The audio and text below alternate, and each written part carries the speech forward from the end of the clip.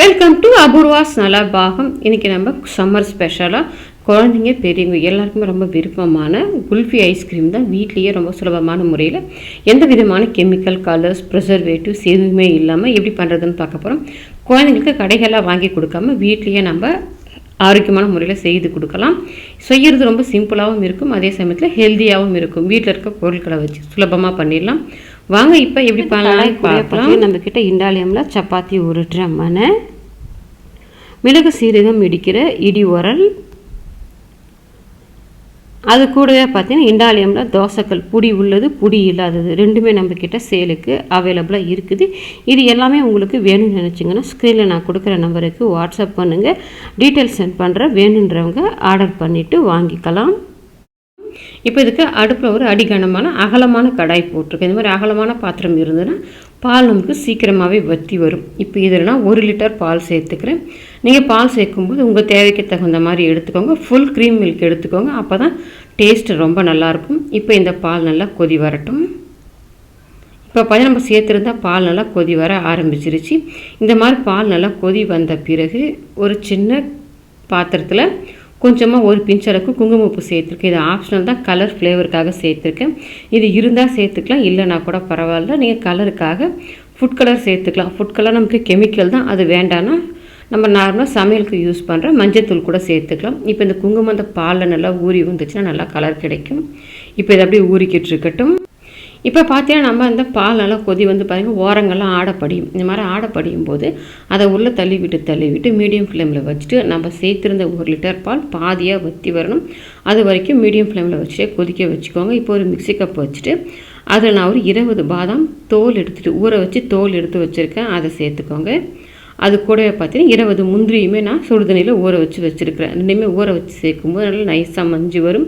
இதில் கொஞ்சமாக பாலோ இல்லை இந்த முந்திரி ஊற வச்ச தண்ணி இருந்துச்சுன்னா அது கூட சேர்த்துட்டு இதெல்லாம் நைஸாக அரைச்சி எடுத்துக்கோங்க. கொஞ்சம் கூட திரியாக இருக்கக்கூடாது. இப்போ பார்த்தீங்கன்னா உங்களுக்கு தெரியும் நல்லா நைஸாக மஞ்சு வந்துருக்குது. இப்போ அப்படியே இருக்கட்டும். இப்போ பார்த்தீங்கன்னா பால் உங்களுக்கு பார்க்கும்போது தினம் நிறைய சேர்த்துருந்தோம்.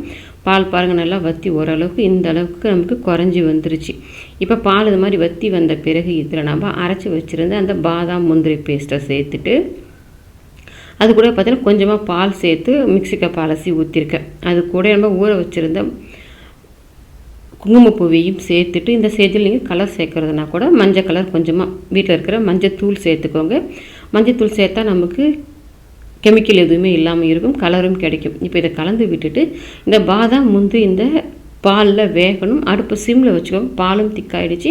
நம்ம பாதாம் முந்திரியெல்லாம் சேர்த்துருக்கிறதால திக்காகி வரும், அடி பிடிச்சிரும். ஆனால் சிம்மில் வச்சு கலந்து விட்டு பார்த்தீங்கன்னா நல்லா திக்காயிடுச்சு பாருங்கள். இந்த மாதிரி நல்லா திக்கான பிறகு இனிப்பு சுவைக்காக நான் ஒரு 1/4 கப் அளவுக்கு சர்க்கரை சேர்த்துருக்கேன். நீங்கள் இனிப்பு சுவை உங்களுக்கு தகுந்த மாதிரி சேர்த்துக்கோங்க. நீங்கள் இந்த மாதிரி வெள்ளை சர்க்கரை வேண்டான்னா நீங்கள் நல்லா ஆற வச்ச பிறகு எந்த ஸ்டேஜில் நாட்டு சர்க்கரை சேர்க்கணுன்றதை நான் சொல்கிறேன். இப்போ பார்த்தா சர்க்கரை கரைஞ்சி மறுபடியும் நல்லா கொதிச்சு வந்துருச்சு. இப்போ இதை நல்லா அடுப்பை ஆஃப் பண்ணிவிட்டு கம்ப்ளீட்டாக நமக்கு நல்லா ஆறி வரணும். இப்போ இதை நல்லா ஆற விட்டுடலாம். இப்போ பார்த்தீங்கன்னா நல்லா அந்த எல்லாம் ஆறி வந்த பிறகு பாருங்கள் இந்த அளவுக்கு நல்லா திக்காயிடுச்சு. சுத்தமாக ஆற விட்டுட்டேன். இது பார்க்கும்போது உங்களுக்கு திரியாக இருக்குது பாருங்க. உங்களுக்கு ஸ்மூத்தாக கிடைக்கிறதுக்காக இதை மறுபடியும் மிக்ஸி கப்பில் மாற்றிக்கோங்க. மிக்ஸி கப்பில் மாற்றிட்டு இந்த ஸ்டேஜில் நீங்கள் வெள்ளை சர்க்கரை சேர்க்க வேண்டாம்னா 1/4 கப்பு இல்லை உங்கள் இனிப்பு சுவைக்கு தகுந்த மாதிரி நாட்டு சர்க்கரை சேர்த்து நல்லா ஸ்மூத்தாக அரைச்சி எடுத்துக்கோங்க. இப்போ பார்த்தீங்கன்னா உங்களுக்கு தெரியும் இல்லை திரியாக ஸ்மூத்தாக இருப்பாங்க. நம்ம அடித்து எடுக்கும்போது இந்த மாதிரி கொஞ்சம் தண்ணியான மாதிரி தான் இருக்கும். இப்போ இது ஒரு ஏர்டைட் கண்ணாடி பாக்ஸில் தான் நான் ஊற்றிக்க போகிறேன். இப்போ அதை சேர்த்துட்டு அதுக்கு மேலே பார்த்தீங்கன்னா கார்னிஷிங்காக கொஞ்சமாக நான் பாதாம் கட் பண்ணி வச்சுருக்கேன். அது இதில் சேர்த்து நீ பிஸ்தா முந்திரி உங்கள்கிட்ட எது இருக்கோ சேர்த்துக்கோங்க. இல்லைனா கூட பரவாயில்ல, இருந்தால் சேர்த்துக்கோங்க, இல்லைனா பரவாயில்ல. இப்போ அதை சேர்த்துட்டு இதை மூடி போட்டுட்டு இப்போ நான் நைட்டு தான் பண்ணியிருக்கேன். இது ஃபுல்லாக நான் ஒரு நாள் நைட்டு ஃபுல்லாக விட்டுக்கிறேன். அப்படிலாம் ஒரு 8 மணி நேரமாவது நமக்கு இது ஃப்ரீசரில் வச்சிங்கன்னா தான் நமக்கு நல்லா செட் ஆகி வரும். ஃப்ரீசரில் இதை வச்சுக்கோங்க. இப்போ இது பார்த்து நேற்று நைட் நம்ம செஞ்சு வச்சுருந்தது ஃப்ரீசரில் வச்சுருந்தேன், நல்லாவே செட் ஆகி வந்துடுச்சு. இப்போ நீங்கள் இப்படியே கட் பண்ணி எடுத்துக்கிறதுனாலும் எடுத்துக்கலாம், அப்படிலாம் நம்ம ஸ்பூன் போட்டு கரண்டி போட்டு எடுத்துக்கிறதுனாலும் எடுத்துக்கலாம்.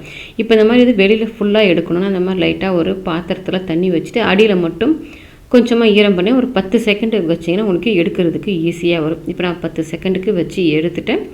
இப்போ நீங்கள் எடுக்க போகும்போது பார்த்தீங்கன்னா இந்த மாதிரி ஒரு தட்டை கவுத்துட்டு அப்படியே கவுத்து போட்டு லைட்டாக தட்டினீங்கன்னா போதும், உங்களுக்கு அந்த பாத்திரத்துலேருந்து கழண்டு வந்துடும் நமக்கு. இப்போ பார்த்தா நமக்கு அப்படியே நல்லா கரண்டு வந்துருச்சு. நம்ம தண்ணியில் வச்சு எடுக்கிறதால அடியில் லைட்டாக கரைஞ்சி வந்த மாதிரி இருக்கும். மற்றபடி நடுவில்லாம் நமக்கு நல்லா டைட்டாக இருக்குது பாருங்கள். இப்போ இதை அப்படியே உங்களுக்கு எந்த சைஸ்க்கு தேவையோ அதுக்கு தகுந்த மாதிரி நம்ம இதை பீஸ் போட்டு எடுத்துக்கலாம். மேலேயுமே கொஞ்சமாக நான் கார்னிஷிங்காக பாதாம் சேர்த்துருந்தேன். இப்போ பார்த்தீங்கன்னா உங்களுக்கு தெரியும் நல்லா க்ரீமியாக அருமையான குல்ஃபி ஐஸ் நமக்கு ரெடி ஆகிடுச்சு. நீங்களும் உங்கள் வீட்டில் ட்ரை பண்ணி பாருங்கள். ட்ரை பண்ணி பார்த்துட்டு எப்படி வந்ததுன்றதை கமெண்ட் செக்ஷனில் சொல்லுங்கள். லைக் பண்ணுங்கள், ஷேர் பண்ணுங்கள், அபூர்வாஸ் நலபாகத்துக்கு சப்ஸ்கிரைப் பண்ணுங்கள். கூடவே பெல் பட்டனையும் கிளிக் பண்ணுங்கள். அப்போ தான் அப்லோட்ஸ்லாம் உங்களுக்கு உடனடியாக கிடைக்கும்.